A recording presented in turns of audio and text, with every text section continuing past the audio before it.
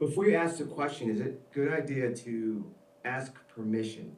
Just looks sort of like a stylistic, like, Yeah. do you mind if I ask you a few questions or? Yeah. I'm going to solve it for you right now. Okay? Don't do that anymore. Because garbage, I'm not saying you're garbage, jeepers, creepers. You got a right cross that'll knock me unconscious. I'm not saying anything bad about you, okay? But that's a trick. That's a trick that's like, hey, do you mind if I ask you? It's like, where are we going with this? Like, it's just a no-win situation, right? So here's a better way.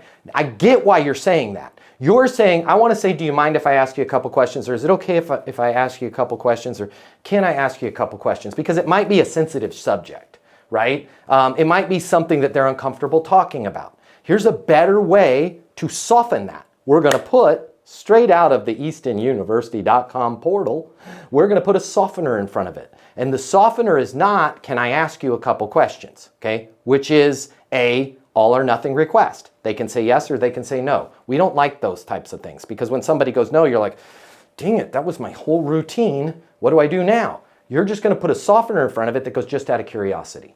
Anytime I'm asking somebody a question where I might be a little bit uncomfortable asking it, by the way, uncomfortable questions will make you a millionaire. Uncomfortable questions are the best service you can ever provide to your clients. But if you put a softener in front of it, it's a lot easier to ask. Hey, let's say I'm talking to Tony Gomez, right? Hey, Tony, can I ask you a question? Tony goes, sure. What's your top line revenue? Right? Now he's not going to feel any better because and he's honestly going to get probably defensive before I say, but if I go, hey, Tony, just out of curiosity, what's your top line revenue? Right? 47 million. Right? Now, let's say I put a caboose on the end of that and I explain why I'm asking the question in the question. I explain why I'm asking the question in the question, and I put a softener on front of it. Almost impossible for Tony not to answer. Check this out. Softener, just out of curiosity.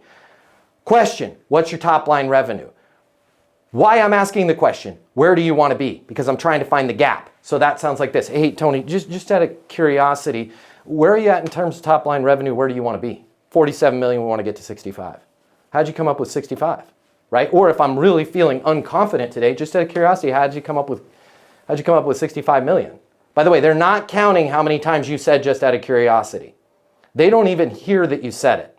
It reflexively, though, puts their guard down and makes them answer the question, helps them answer the question, dare I say. Because when it's just out of curiosity, it's what? It's just out of curiosity, right? It's not an inquisition. It's not on the record. This is another, let me just bring up one little guy. You're like, God dang it. He's going on another sidebar tangent. I'm sorry, guys. Just one last sidebar tangent. This is why if I'm meeting with Dave Gasts in Dave's office or on the phone, by the way, Dave can tell the difference. This is why ultra high tech, okay? It's not the 16 version. It's not embedded with ChatGPT. It's a freaking legal pad and a pen. This is why I want to, when I'm talking to somebody, write notes on paper. Because if I go, hey, Dave, just out of curiosity, where are you at in terms of top line revenue? Where do you want to be? Oh, we're at 47 million. I'm writing down 47 million. And we want to get to 65. I wrote it down, okay? Shows that I listened. But the reason why I'm telling you this, guys, straight out of Easton University, by the way, the reason why I'm telling you this is if I introduce a laptop or an iPad into this situation and there is technology involved, and I say to Dave, even with a softener, even very skillfully, hey, Dave, just out of curiosity, where are you at in terms of top line revenue? Where do you want to be? Dave instantaneously, either consciously or subconsciously, goes, he's putting that into a computer. I'm going to get in trouble for telling him the numbers. I don't know where this is going. This is why you keep your, I don't care, guys. Shout out. I won't say his last name. Fine, I will. Mark Mandel, one of the worst salespeople I ever worked with. God bless him. Everybody was his dear friend. He had to have a dear friend connection to work with you. And he was so super proud of his gold MacBook, right? And I'm like, Mark, you're costing every meeting. He had to show off his technology. And he couldn't understand why nobody would tell him anything. I would, as soon as he left the room, I'd be like, hey guys, just out of curiosity, why are you looking to replace the relationship you have right now with Veradigm?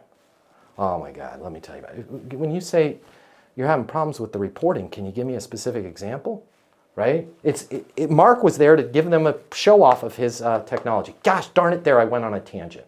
All right, so Derek, sorry. 10-minute answer to a 1-second question. Don't say, can I ask you a question? Instead, just say just out of curiosity.